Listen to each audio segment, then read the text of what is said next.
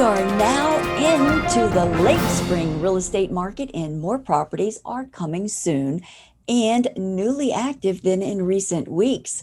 That means that sellers are competing with more sellers to attract the buyers out looking. This bodes well for buyers who have been seeing dismal inventory. It's Friday, April 9th, 2021. I'm Kimberly Barton of Kinetic Realty with your Maryland Market Minute, your weekly snapshot of what's happening at a local level here in Maryland. This past week has also seen less new contracts than in past weeks, and buyer activity has been slower. This may be due to the spring break, but it's too soon to tell. Here's a quick overview of activity since last week's report. 1,802 are newly active, marking an 11% increase in listing inventory.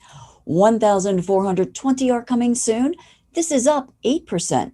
760 homes went under contract. 1,348 are temporarily off the market, up from last week's report. 1,541 moved to pending. 1,242 homes settled last week, down 29%. The highest priced home to sell this past week was the penthouse in the Four Seasons residence of Baltimore's Inner Harbor for $8 million. Rental inventory is down to just 1,273 rentals. Again, many are just rooms to rent and a shared home space.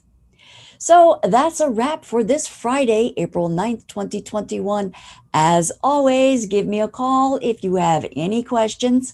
443-837-5645. Also, be sure to follow us on social media and subscribe to our podcasts.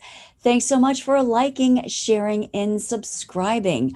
I'm Kimberly Barton of Kinetic Realty. Enjoy your weekend, and I'll see you next Friday.